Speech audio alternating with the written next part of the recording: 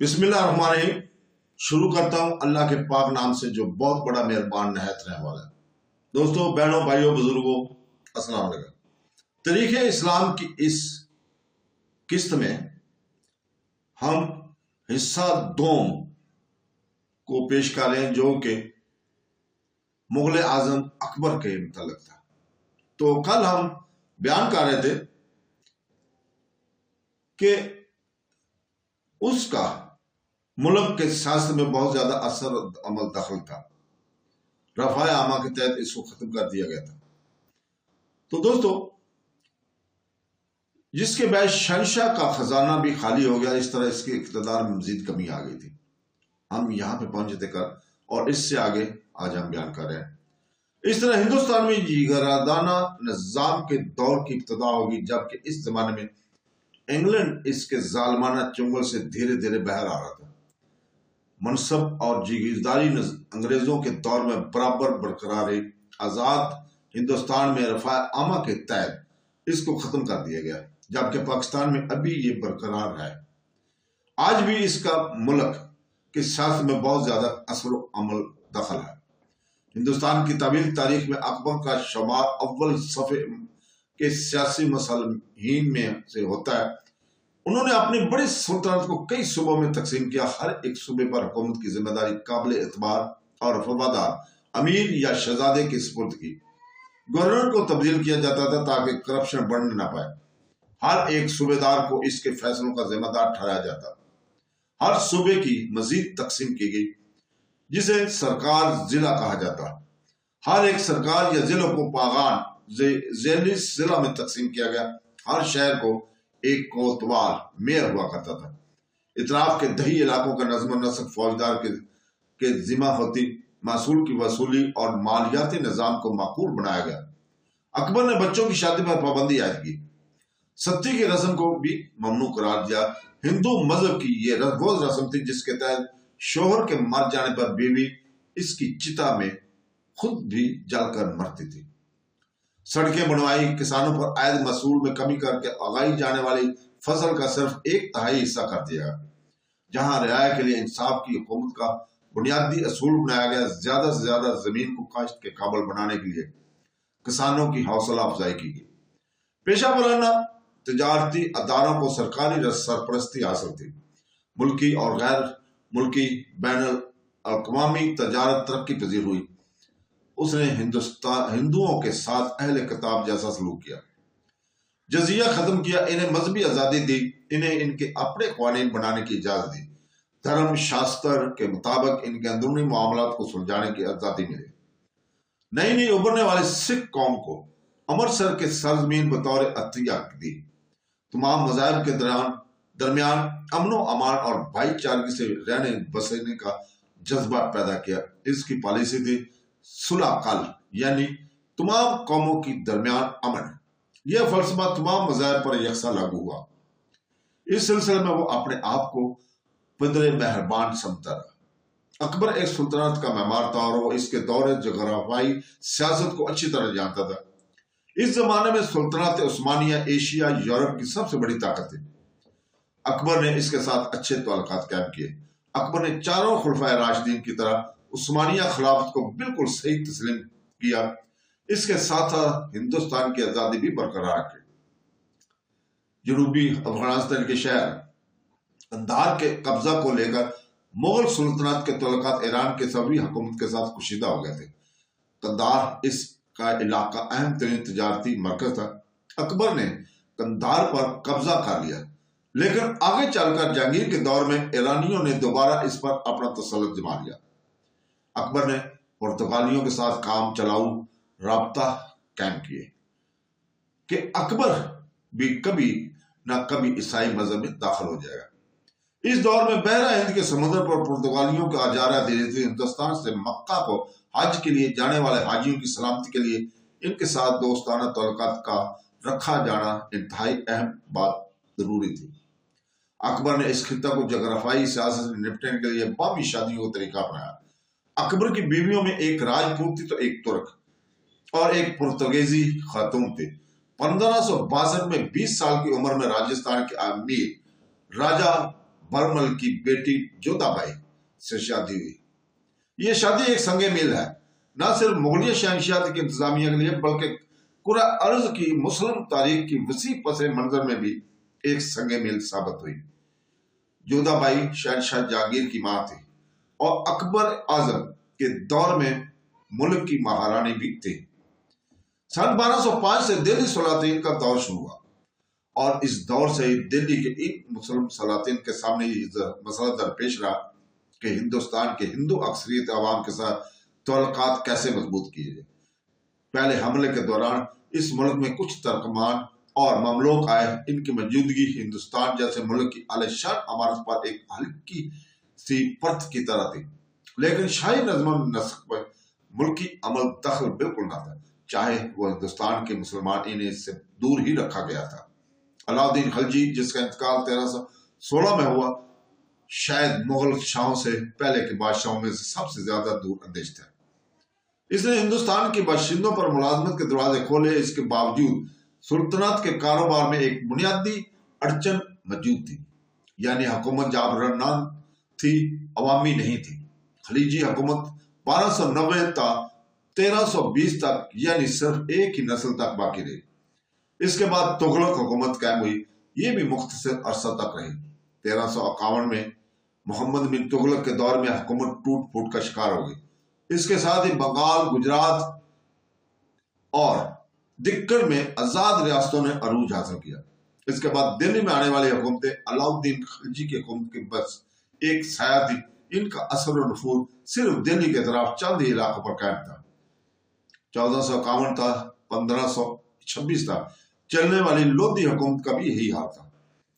अकबर यहाँ की इस बुनियादी खराबी से अच्छी तरह वाकिफ था। इसने इसे खराबी पर काबू पाने की कोशिश की। शेरशाह सूरी 1540 था 1545 तक जिसका दौरे हुकूमत रहा, इसने अपने पीछे एक अच्छी मिसाल छोड़ी थी। अकबर ने इसी मिसाल को सामने रखकर मुल्क की तामीर शुरू की। अपनी सुल्तानत के तमाम आला तरीन ओहदे इसने तमाम के लिए खोल दिए, चाहे वो हिंदू हो कि मुसलमान, अफगानी हो कि ईरानी या हिंदुस्तानी, पस मंजर रखने वाला कोई भी फर्द हो। इसकी शहनशाहियत आला दबाव के लिए थी। इसने बेहतरीन काबिलियत रखने वाले शिकास को ढूंढ रहा, इन्हें आगे बढ़ाया। बल्कि दो भाई फैजी 1545 तक 1595 और अबुल फजल 1551 तक 1602 दो नुमाया दरबारी थे। बिल्कुल इन्हीं की तरह राजा डोडोमाल और राजा मान सिंह भी नुमाया मकाम में दरबार में रखते थे। डोडोमल ने जो मुआशी सलाहत की वो 19वीं सदी ईस्वी तक जारी रही। अंग्रेजों ने इनकी बजाय नए असूल मुनज़्ज़म किए। मुख्तलिफ मार्कों में मान सिंह ने मुगल अफवाज का सलार आला रहा और अफगानिस्तान और बंगाल जैसे अहम मुस्लिम अक्सरियत इलाकों का गवर्नर भी रहा। अकबर अवामी इस्लाम का परवरदा था। वो क्लासिकल हिंदुस्तानी कला का दलदादा रहा। हिंदुस्तानी मौसीकी, क्लासिकी रक्स और हिंदुस्तानी अदब को तरक्की देने में पेश रहा। मशहूर मूसीकार तानसेन, जो कि शायद हिंदुस्तान का अजीम तरीन मूसीकार है, अकबर ही के दरबार से वाबस्ता था। हिंदुस्तानी मौसीकी के तर्ज की क्लासिकी रक्स और हिंदी जुबान अकबर के दरबार में गहरी तब्दीली से आशना हुई। अकबर अवाम से जिस तरह घुल मिलता रहा, इसके बैस मुल्की अमूर में इनकलाबी तब्दीली आई। राजपूत हिंदू शहजादी, तुर्क मुसलमान आला नस्ल की लड़की और पुर्तगाली ईसाई के साथ शादियां रचाने के जरिया इसने सिर्फ एक अजीम हिंदुस्तानी हुकूमत की बुनियाद रखी, बल्कि गैर मुसलमान के साथ मुसलमानों के अमल की बुनियादी रूह को अपने में समेट लिया। 1191 के बाद से जब तुर्कमान हिंदुस्तान में दाखिल हुए, आज तक मुसलमान एक सबर अजमा असाब शिकन मसला से दो चार है। गैर मुस्लिम दुनिया में मुसलमान होने का मतलब क्या है? अपने क्लासिकी दौर में इस्लाम की गुफ्तो शनीद यहूदियों और ईसाइयों से रही, लेकिन इनके साथ अमल दर अमल का मरहला आसान ही रहा, इसलिए कि इन्हें अहले किताब समझा जाता रहा। ईरान के साथ ही यह बहमी अमल काफी आसान रहा, इसलिए कि ईरानियों ने इस्लाम के अव्वलीन दौर में ही इस्लाम कबूल कर लिया था और मरकजी दायरे में इन्हें शामिल कर लिया गया था। हिंदुस्तान में इन्हें पुरानी लीदक तहजीब का सामना करना पड़ा और इसके جواب آسان نہ تھے۔ کلاسیکی اسلامی تہذیب کے عروج کے دور میں ہندو عالم ہارون رشید انتقال 809 اور مامون رشید انتقال 833 کے درباروں میں فلکیات اور ریاضی کی کتابیں لے آئے۔ ان کتابوں کا عربی زبان میں ترجمہ کرنے میں حصہ لیتے رہے، لیکن یہ بامی عمل سائنس اور تجزیبی طور پر پڑھے لکھے لوگوں تک ہی محدود رہا۔ جب ترکمانوں کی سرحدیں دہلی تک پھیل گئیں تو ہندوؤں کے ساتھ گفتگو شنید صرف علمی سطح تک ہی محدود نہ رہی، یہ اب تہذیبی سیاسی مسئلہ بھی بن چکا تھا۔ ہندوستان کی غیر سماجی مذاہب کے ساتھ یہ مذاکرہ منگولوں کی جانب سے مچائی جانے والی تباہیوں اور بربادیوں کے باعث پیچیدگی کا شکار ہو گیا۔ چنگیز خان کے حملوں نے اسلامی تاریخ کا تسلسل پر ایک فوری طور پر زبردست روک لگا دی۔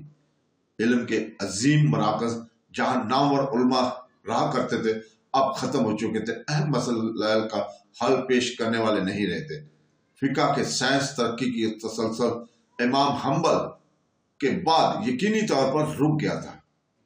اس طرح ہندوستانی اسلام جو منگولوں کے بعد کے دور میں جواں ہوا، اس کی نگرانی عظیم فقہ نے نہیں کی، بلکہ جنہوں نے عباسی دور پر اپنا تسلط قائم کر رہا تھا، بلکہ اس کی داخت پرورش صوفیوں نے کی، جنہوں نے اسلام کی روحانی ہجوم کو بچائے رکھا تھا۔ ہندوستانی سوال پر ترکمانوں کا پہلا رد عمل یہ تھا کہ انہوں نے اسے بالکل ہی مسترد کر دیا تھا۔ ہندوستان کے ساتھ کافروں جیسا سلوک کیا گیا، انہیں ذمیوں کا درجہ دیا، جزیہ دینے پر مجبور کیا، اس کے بدلے میں انہیں فوجی خدمت سے مستثنی رکھا۔ یہ مسئلہ آیا یہ کہ بھی اہل کتاب تھے بھی یا نہیں، نہ تو اس کا مسئلہ کو اٹھایا گیا نہ اس کا جواب دیا گیا۔ اس قسم کا انتظام دہلی کے سلطان کے مفاد میں نہ تھا۔